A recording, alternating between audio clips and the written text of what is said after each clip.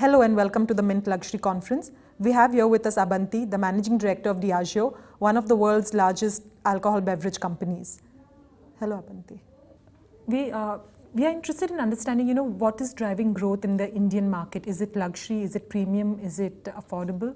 And where do you see yourself based in which of these segments to take the opportunity of growth? So I think the good news for us is that there is growth to be had and the opportunity is there across both these segments.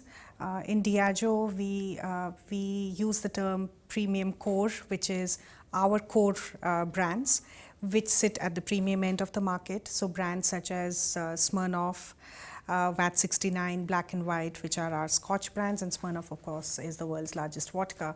So there is opportunity for growth in that end of the business, and equally there is opportunity even at the luxury end, which is our deluxe Scotch, ultra premium vodka, our tequilas, gin.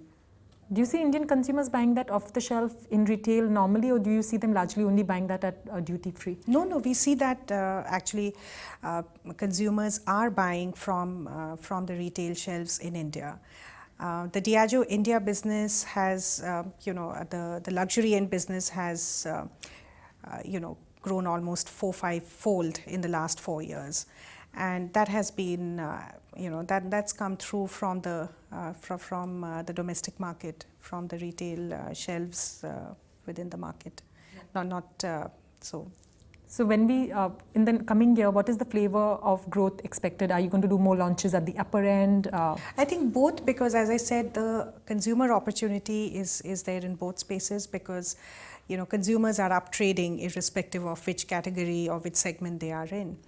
And for Diageo India, the strategy is very clear. It's one of premiumizing the consumer and staying with the consumer's own premiumization and up-trading journey. So we see the opportunity for Smirnoff, VAT 69, Johnnie Walker, the entire portfolio. We've just launched Smirnoff Black as a premium offering to Smirnoff Red. And that's a demonstration of the fact that we believe that there is opportunity even in the premium core of our business, and then of course at the luxury end. So we will be looking to grow in both these segments. Right. You mentioned in upstairs about the diversity and the fragmentation, that the consumers not only in the metro. Yeah. So how much of your sales come from outside of the big cities, and at what are you looking? How are you looking at reaching out to all these consumers? I would say outside of the metros, we would be getting approximately about 40% of our luxury growth, and I think the opportunity is far bigger. But it's not just about the percentage contribution, it's that the size of the pie can be much bigger if you go into the next tier cities. And we are looking to do that quite aggressively with the distribution might that USL has, because that will allow us to reach the next tier cities with far greater depth and robustness than might have been possible otherwise. Right. You spoke about the grey market and counterfeiting as well. What kind of an impact does that give to your business? Have you ever analyzed it? See, because it's difficult to have accurate estimates, as you can imagine. So there are sort of estimates that we believe are maybe right, and that sort of hovers around the 10-12% mark in terms of counterfeit. But the bigger question is really, what can we, not just as a company but as an industry, do to just get behind counterfeit in a bigger way, because it's not something that an individual player can do. And I think it's important because it's not just a loss of business and opportunity for us as a company or as an industry, but also it is a leakage of revenue for the government. Yeah. And it's also about consumer health, because ultimately if these are if there are counterfeit products, sometimes they are they could be harmful to consumer health, and that's why we feel very passionate about our own anti-counterfeit agenda, which we do in a fairly sort of concerted manner. But it requires us to make a larger movement around it and work closely with regulators. Coming to regulators, you did mention that as being a big hurdle. There's recently, I read something where you spoke about FSSAI and your labeling requirements. You need at least 6 months of prior notice, and it's different at every state level. Have you made any headway with that? I didn't say it was a big hurdle, because it is what it is. The regulatory environment is what it is, and Diageo respects the local laws and regulations of whichever market it operates in.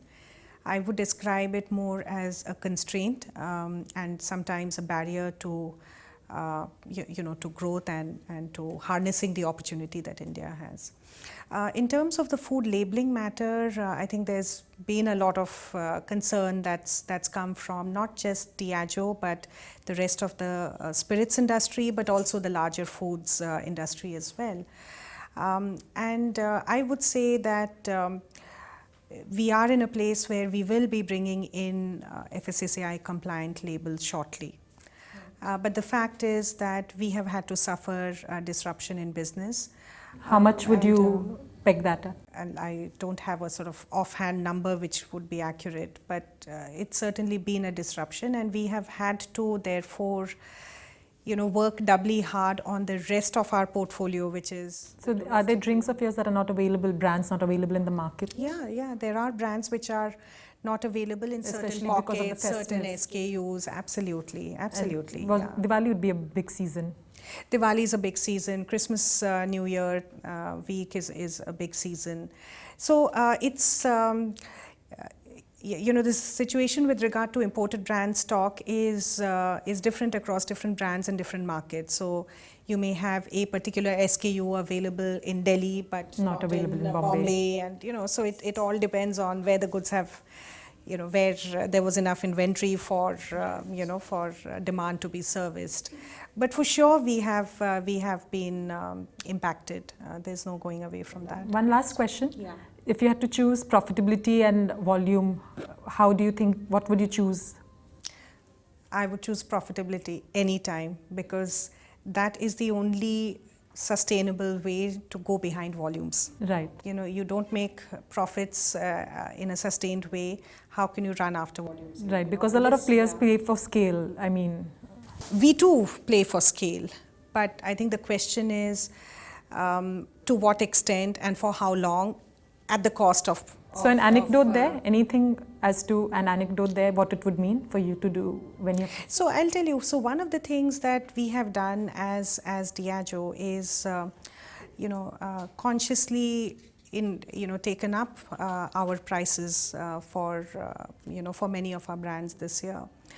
And we've done that partly because there is inflation, but also because if you are looking to grow your business with high margins and profitably, then obviously pricing plays a very important role, and that is something that we've done. So it's not an anecdote, but it's just a demonstration of how we are going after not just growth, but growth with efficiency and therefore growth with profitability. Right. How much do you take pricing up by in this past year?